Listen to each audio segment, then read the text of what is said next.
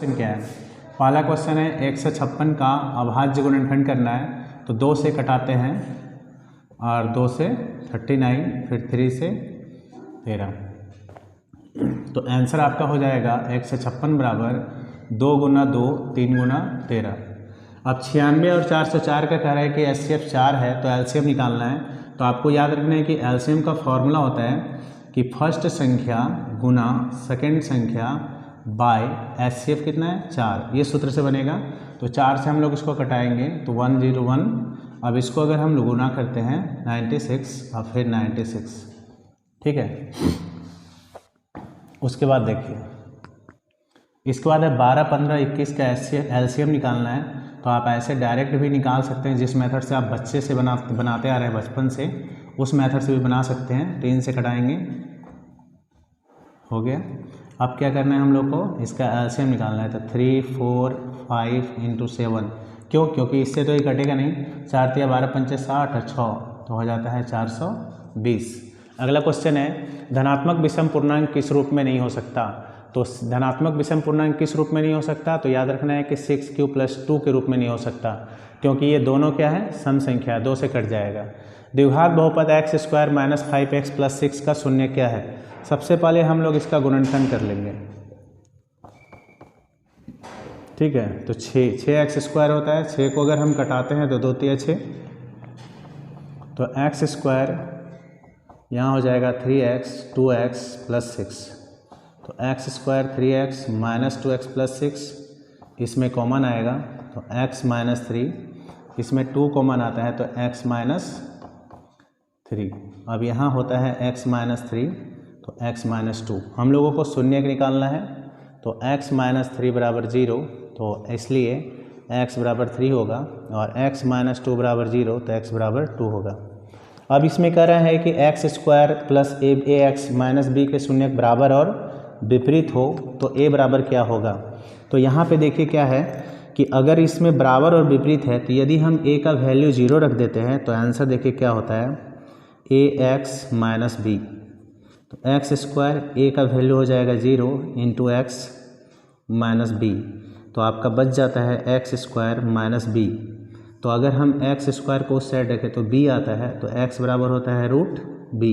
अगर हम b का वैल्यू निकालते हैं तो दोनों में आता है, यानी प्लस माइनस दोनों में। तो प्लस माइनस बराबर और विपरीत हो गया, इसका शून्य बराबर हो गया और विपरीत भी हो गया। इसलिए हम a का वैल्यू अगर 0 रखते हैं तब हम लोगों का इसका शून्य निकलता है, बराबर भी और विपरीत भी, ठीक है। आगे देखिए, इस ग्राफ में कह रहा है y बराबर अगर px है तो इसमें शून्यकों की संख्या क्या होगी? तो इसमें शून्यकों की संख्या अगर आपको जानना है तो ये जानना है कि अगर हम x अंदर में जो आप x देख रहे हैं, उस x को देखना है कि x एक्सिस पे ये कितनी बार प्रतिच्छेद करता है। तो हम देख रहे हैं कि 2 बार प्रतिच्छेद करता है, तो इसमें शून्यकों की संख्या जो होगी वो उसके शून्यक होंगे 2 होंगे। अब कह रहा है a1/x a1x b1y + c1 बराबर 0। तो इन समीकरण युग्म का कहता है कि अगर a1/a2 बराबर नहीं है b1/b2, तो कह रहा है कि रेखाएं कैसी होंगी? तो इसमें रेखाएं कैसी होंगी, रेखाओं के बारे में ही बोल रहा है। क्वेश्चन नंबर है 8। तो क्वेश्चन में बोल रहा है कि युग्म का क्या हल होगा, आदित्य हल होगा या अनेक हल होगा, ठीक है। तो यहाँ पे आपको याद रखना है कि इसका जो है मतलब कि शुरू में ही अगर कटा हुआ है, याद रखना है आपको, एक पॉइंट है कि शुरू में ही कटा हुआ मिल जाए तो यहाँ लिखना है कि आदित्य हल होगा,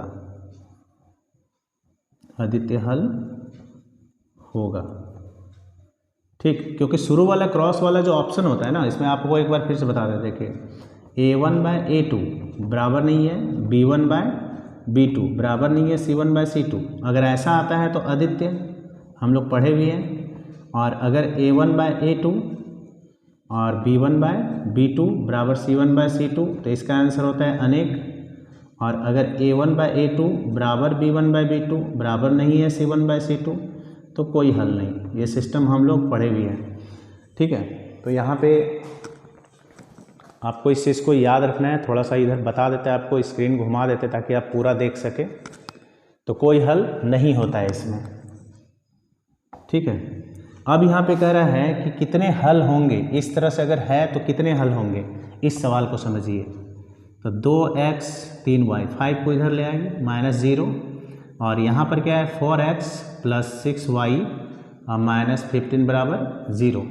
इस समीकरण को आपको पहले लेना होगा इस रूप में कि a1 बाय a2 का मान कितना होगा, तो यहाँ लेना होगा 2/4, ठीक है। तो इसका आ जाता है 1/2,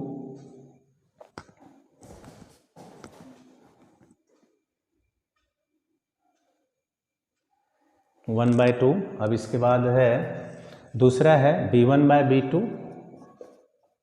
तो b1/b2 का मान देखिए कितना है 3/6, तो 1/2।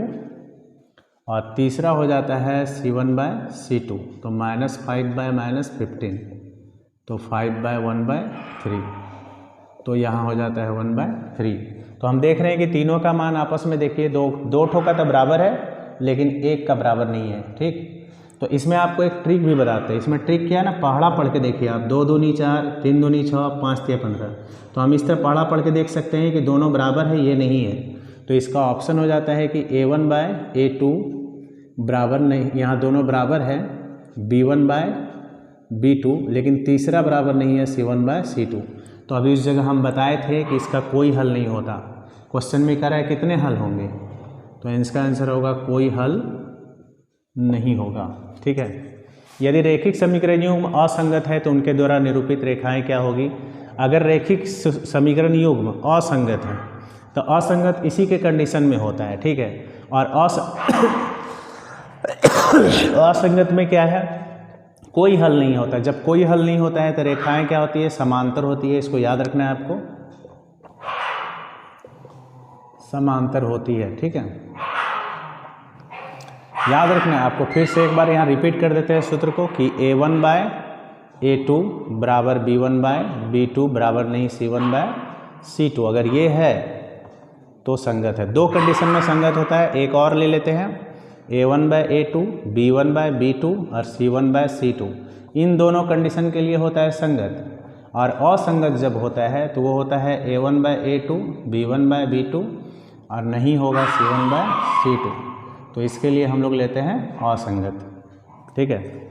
अब यहाँ पे क्वेश्चन में कह रहा है कि क्या हल होगा, तो इस सवाल को सॉल्व करते हैं।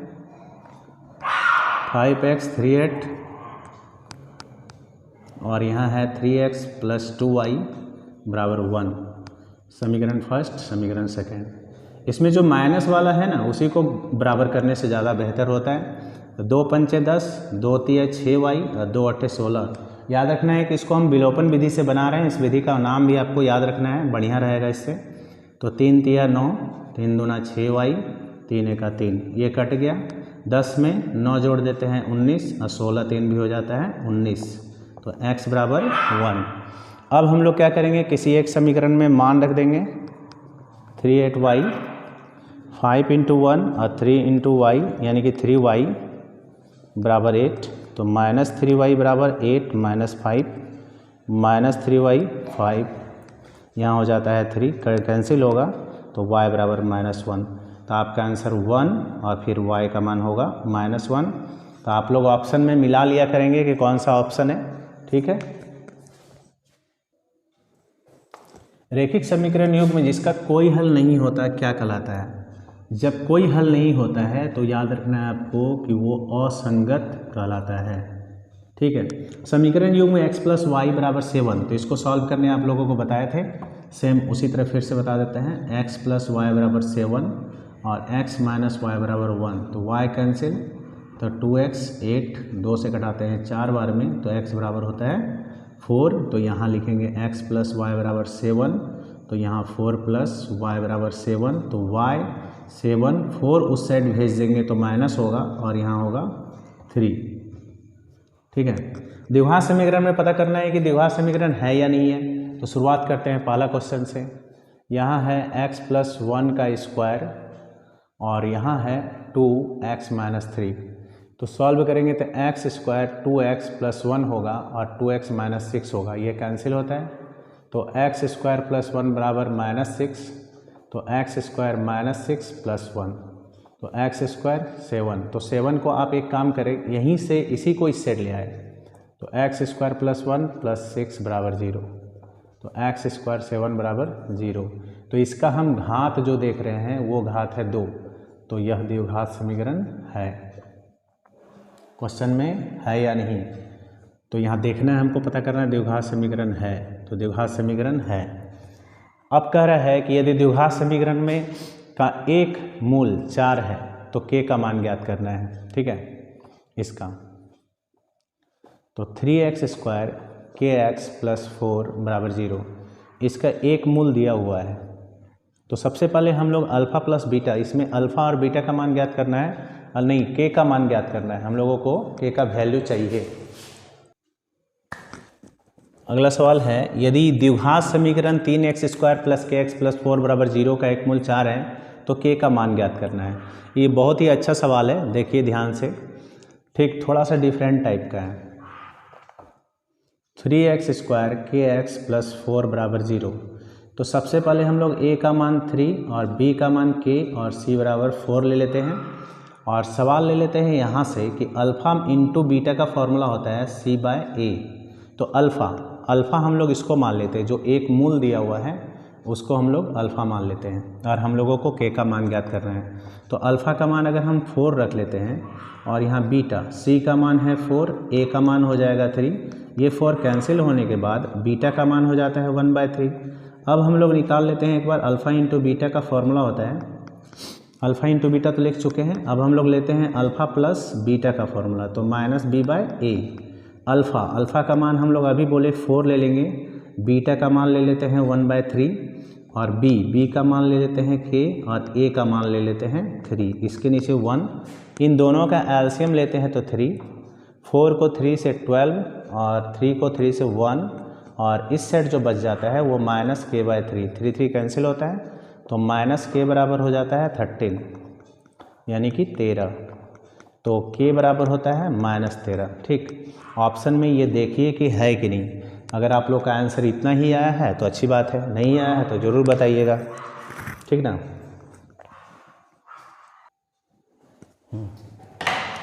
द्विघात समीकरण जिनके मूल, हम लोगों को द्विघात समीकरण निकालना है, तो अल्फ़ा सबसे पहले याद रखना है कि अल्फ़ा है और ये बीटा है, तो पहले हम लोग अल्फ़ा प्लस बीटा निकाल लेंगे।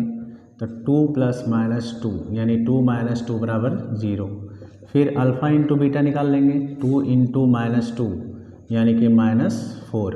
सूत्र होता है x² alpha plus beta x alpha into beta = 0। तो हम लोग यहाँ देख रहे हैं कि x², तो x² अल्फ़ा प्लस बीटा का वैल्यू क्या है 0 × x, 0 × x लिख लेंगे।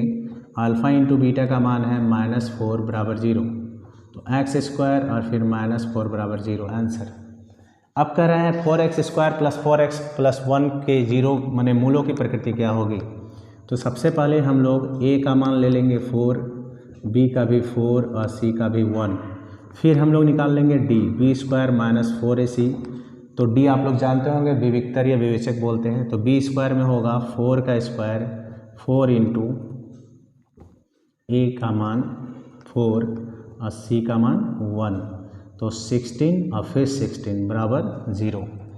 तो यहाँ पर मूलों की प्रकृति क्या हो जाएगी, तो हम लोग एक बार फिर से देख लेते हैं। a का मान 4, b का मान 4, c का मान 1, d का फॉर्मूला b² - 4ac, b का मान 4 का स्क्वायर, 4ac 4 सूत्र से आ गया, a का मान 4, c का मान 1। तो आपका हो जाता है, चूँकि d = 0, तो मूल क्या होंगे, वास्तविक तो होंगे, वास्तविक एवं समान होंगे, असमान नहीं, यानी 0 आने पे समान होता है। इसका विविक्तर निकालना आपको, तो यहाँ a का मान 2, b का मान -4 और c का मान 3, तो d निकालना है, तो b² - 4ac। ठीक है, तो b² का मान यहाँ पे देख लीजिए कितना है, -4 का स्क्वायर 4a का मान 2 और फिर c 4 का 16, 8 या 24, तो -8। ठीक है, 4ac। एक बार फिर से रिपीट कर देते हैं, a का मान 2, b का मान -4, c का मान 3, तो b² - 4ac होता है, तो b का -4 का स्क्वायर फार्मूला से 4, a का मान 2, c का मान 3, 4 दूनी 8 या 24, -8। ठीक है, अगला क्वेश्चन, कह रहा मूल समान है। एक कंडीशन होता है कि जब मूल समान होता है, जब मूल समान होता है तो डी का वैल्यू हो जाता है 0।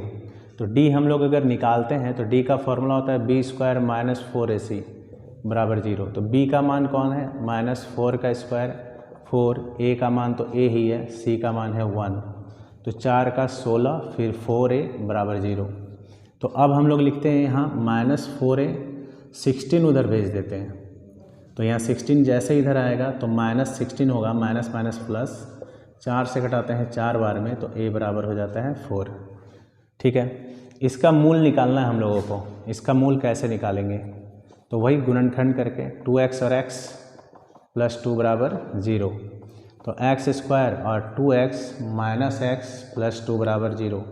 तो इसमें क्या करेंगे, इन दोनों का एलसीएम निकाल लेंगे। तो x मतलब इन दोनों में कॉमन ले लेंगे, x कॉमन ले लेंगे तो x - 2 इसमें 1, x - 2 बराबर 0। तो x - 2 और फिर x - 1 बराबर 0। तो x - 2 बराबर 0 तो x बराबर 2, फिर x - 1 बराबर 0 तो x बराबर 1। तो हम लोग देख रहे हैं इसका मूल्य 2 ठो है, x बराबर 2 और 1 आंसर। ठीक है।